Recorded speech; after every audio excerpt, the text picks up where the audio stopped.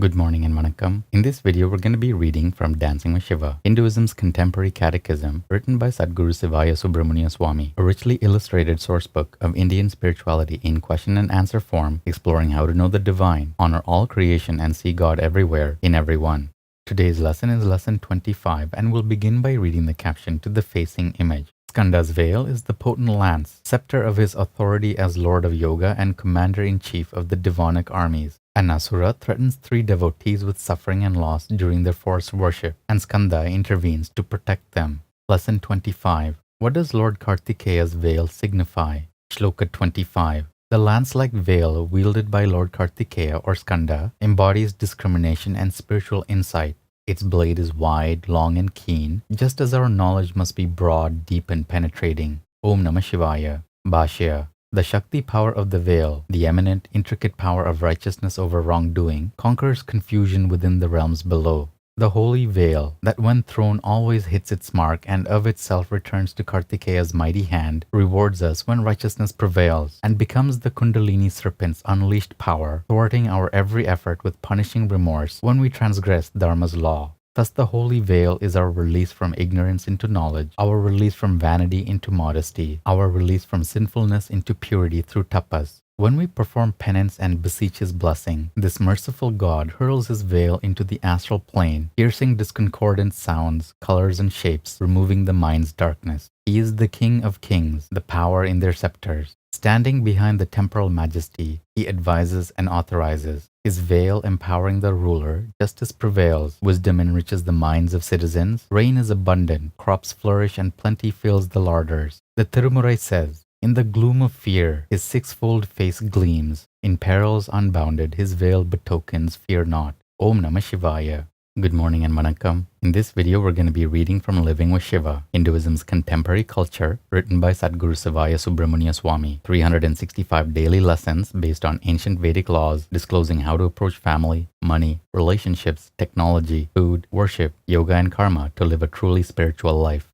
Today's lesson is lesson 180 and the topic is financial independence. In summary, Hindu parents should make decisions for their children and refrain from giving them choices until they are educated and about to leave the home. Offering children freedom with money has similar problems. By giving adolescents financial independence too soon, parents breach the protective atmosphere of the home and invite exploration of who knows what in the world. It begins with an allowance that they can squander any way they want. They soon learn that by putting heavy demands upon parents, they can get more. Then parents add gifts for good behavior, a form of bribery not recommended. In training adolescents, any money they handle should be accounted for and the change returned to and counted by the caring parents. This teaches honesty, accuracy, and cooperation with the core group, the parents. Many times I have seen an allowance lead to a desire for a summer job or to work after school, more independence, more time away from home and family. The summer job taxes the child when he or she should be playing, resting, going to school or doing wholesome extracurricular reading.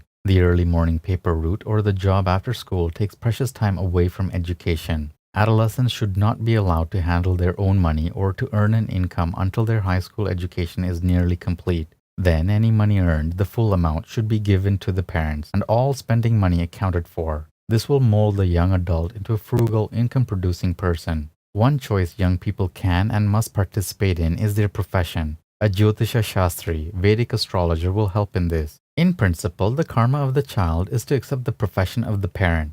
He had a choice and could have been born into another family. He chose you. So don't compromise him or her, and be sure that you have unanimous agreement with all members of the family when the choice of profession or occupation is made. The ideal, of course, is for the children to work in the family business and develop the wealth that can be passed along to others in the family, generation after generation. This is the way Hinduism has persisted through trial and tribulation, siege and battle, oppression and subjugation for the past 10,000 years. Let's not allow it to stop now. It is all up to you, the mom and dad, and how you phrase your direction, how you discipline with love and patience as their growing up process continues. Raise your children right and you will be rewarded by the justly fair law of karma when you are on the other side of life, about to experience moksha.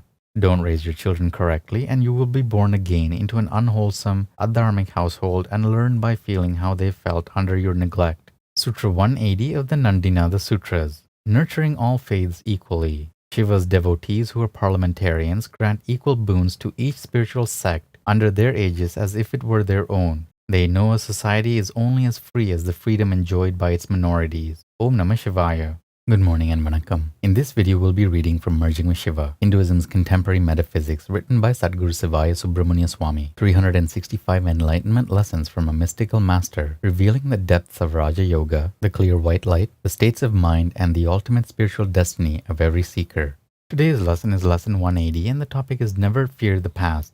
Generally, people start meditating and do fairly well in the beginning, for their great desire to unfold spiritually propels them within themselves. But when the subconscious mind begins to upheave its layers, as it naturally must for the unfoldment process to continue beyond an elementary stage, meditators become afraid to look at the subconscious patterns of their seemingly not so perfect past. To avoid facing themselves, they stop meditating and the subconscious subsides. The once meditating seeker returns more fully to the conscious mind and becomes distracted again in order to forget all those terrible things. At the time, the remembered past seemed to be terrible because the impressions were strong, magnified by sensitivities awakened through meditation. For many years thereafter, the one-time meditator can be heard to say, "I'd like to meditate, and I do sometimes, but I don't have time really to meditate."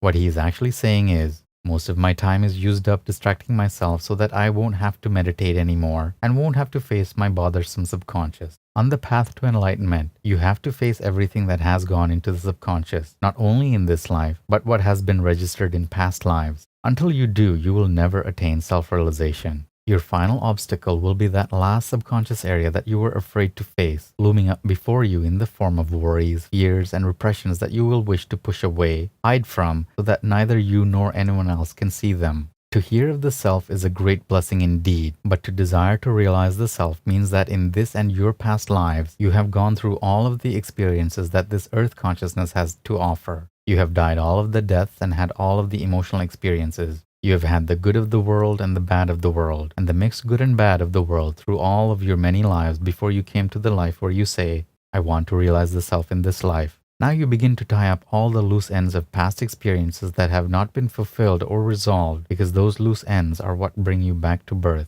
And that's it for today's lesson. Take care of yourselves, have a beautiful day, and we'll see you in the next video. Aum Namah Sivaya.